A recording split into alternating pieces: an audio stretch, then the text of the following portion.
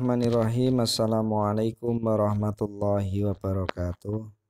Alhamdulillahirabbil alamin. Assalatu wassalamu ala asrofil anbiya'i wal mursalin, amma ba'du. Alhamdulillahirabbil alamin. Adik-adik mahasiswa, kita bertemu lagi dalam mata kuliah studi fikih munakahat di pertemuan ke-10 dengan tema Al-Masyahirah. Al-Masyahirah ini artinya adalah halangan perkawinan. Dalam bab yang ketiga, bagian yang ketiga, itu sudah dijelaskan kemarin, itu adalah objek akad nikah. Jadi objek akad nikah itu ada beberapa, yaitu objeknya setiap wanita menjadi halal berdasarkan syariat karena dua sisi. Kemungkinan karena pernikahan atau karena kepemilikan budak.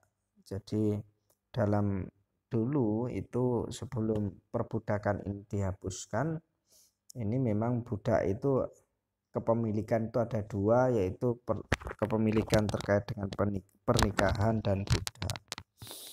Nah, dalam hal ini kita langsung melompat ke bab 2. Kalau yang bab pertama ini sudah umum, sudah pernah kita ketahui semuanya, bahwa yang tidak boleh dinikahi itu yang pertama adalah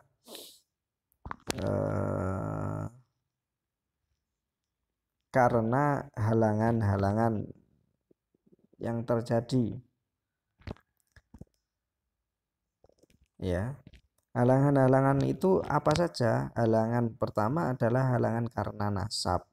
Kalau nasab ini kan sudah pernah kita ketahui di pelajaran-pelajaran fikih pada dulu ketika waktu sekolah, itu bahwa halangan nasab itu ada ibu, anak perempuan, saudara perempuan bapak, saudara perempuan ibu, anak perempuan dari saudara perempuan, atau anak perempuan dari saudara laki-laki. Ibu, anak perempuan yang tidak boleh dinikahi, ya. Itu yang pertama ibu, terus anak perempuan, terus saudara perempuan. Saudara perempuan itu berarti adik atau kakak. Saudara perempuan bapak atau ibu, berarti ini keponakan. Berarti ini adalah bibi atau bude dari bapak atau ibu, atau anak perempuan dari saudara perempuan atau laki-laki atau keponakan ini. Nah, yang kedua ini memang agak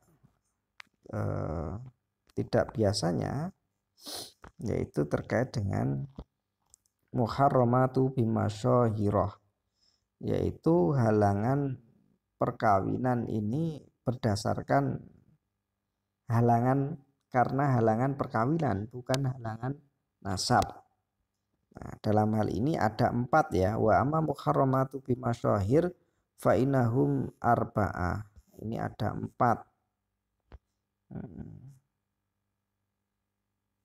Jadi ada 4 ini. Arba'ah 4. Yang pertama zaujatul abai. Yang pertama adalah istri bapak. Nah, dalam hal ini yang pertama ini, ya, istri bapak ini, dalam hal ini wal aslu fihi qaulu ta'ala. Dasarnya adalah firman Allah Ta'ala, dan janganlah kamu kawini wanita-wanita yang telah dikawini oleh ayahmu. Jadi semua wanita yang sudah dikawini oleh ayah itu tidak boleh dinikahi, termasuk ibu tiri. Walaupun ketika seorang laki-laki terus mempunyai anak, ya, terus laki-laki tersebut kan menikahnya sudah tua gitu. Nah, istrinya itu masih muda.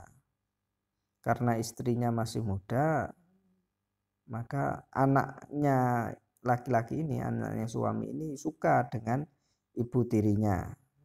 Ini tidak boleh karena sudah dinikahi oleh bapaknya tersebut. Jadi semua perempuan yang sudah dinikahi oleh bapak itu tidak boleh dinikahi.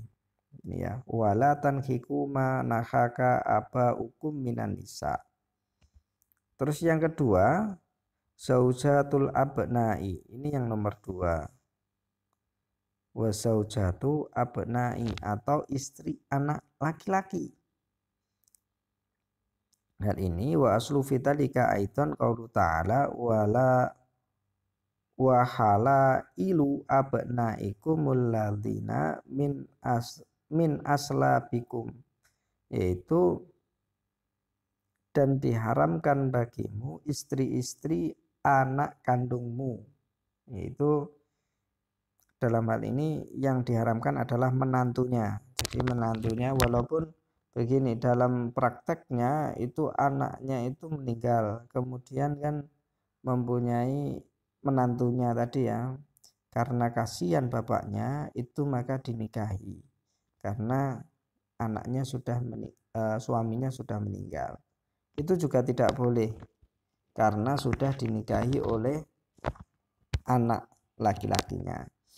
Kemudian yang nomor 3, wa ummahatun nisa'i aidan, ibu istri atau mertua. Ini nomor 3. Nomor 3 ya. Wa ummahatu nisa'i aidan. Wa aslu fi dzalika qaulu ta'ala wa ummahatu nisa'ukum, yaitu dasarnya adalah dan ibu-ibu istrimu tidak boleh dinikahi. Terus yang keempat, wa banatus zaujati. Nah, ini yang nomor 4 ini memang masih diperdebatkan, yaitu anak perempuan istri. Dasarnya adalah dan anak-anak istrimu yang dalam pemeliharaanmu dari istri yang telah kamu campuri. Nah, hal ini ada perdebatan, apakah gara-gara dipelihara, anaknya dipelihara itu menjadikan haram dinikahi. Kalau anaknya itu diasuh orang lain, bagaimana nantinya? Wa aslu fihi qaulu ta'ala wa rabaikum allati fi hujurikum minan nisaikum allati dakhaltum bihinna. Yaitu yang pertama itu ya tadi, apakah dipelihara.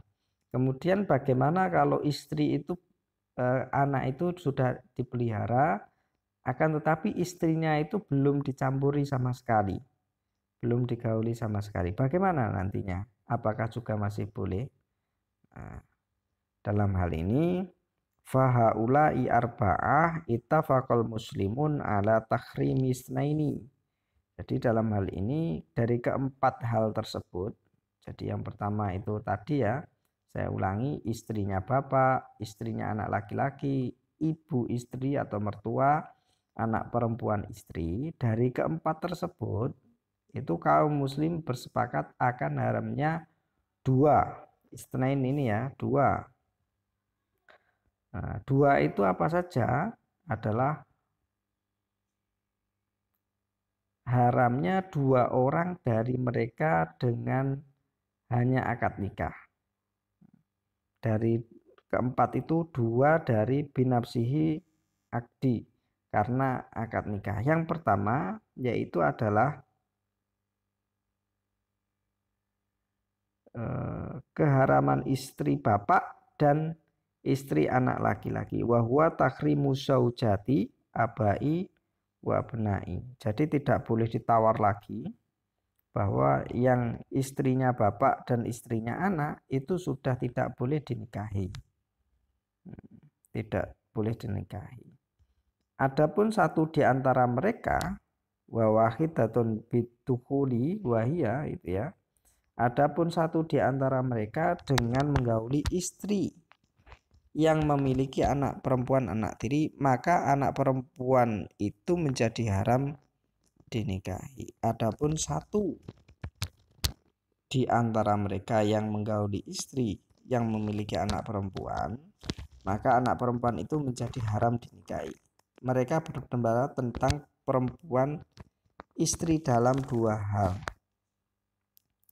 Nah, jadi yang ketiga ini, kalau istri itu seorang janda kemudian menikah dengan laki-laki gitu ya, terus bagaimana hukumnya? Gini, seumpama ini ada janda mempunyai anak perempuan yang sudah besar, kemudian janda tersebut dinikahi oleh seseorang. Nah, bagaimana hukumnya nanti kalau janda tersebut itu belum digauli, apakah anaknya janda tersebut masih bisa dinikahi oleh suami janda tersebut? Tuh. Nah, dalam hal ini yang pertama, apakah anak istri itu disyaratkan harus berada dalam pemeliharaan suami. Jadi bagaimana? Seperti yang saya katakan tadi, yang pertama, hal tahrimu bi mubashiratil lil ummi lidadati au bil wat'i.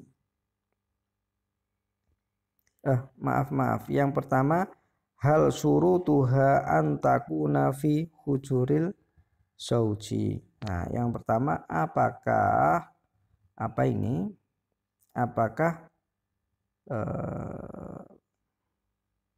pernikahan tersebut itu haram itu karena ini syaratnya adalah dipelihara, atau yang kedua dengan syarat bermesraan dengan ibunya atau harus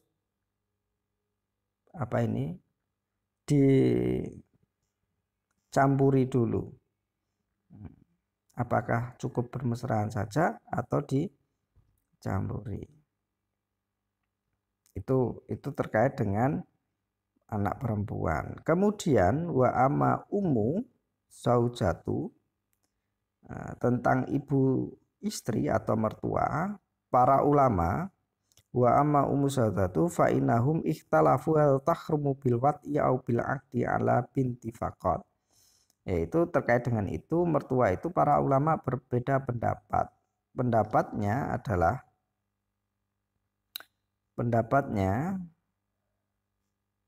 itu adalah para ulama berbeda pendapat apakah menjadi haram dengan menggauli istri atau hanya dengan melakukan akad nikah atas anak perempuannya saja. Contohnya begini ya, ini ada lagi pendapatnya, apakah perbuatan zina,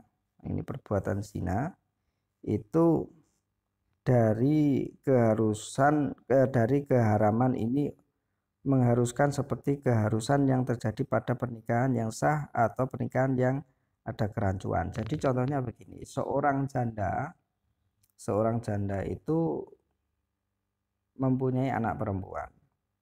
Nah, anak perempuannya itu pacaran dengan laki-laki.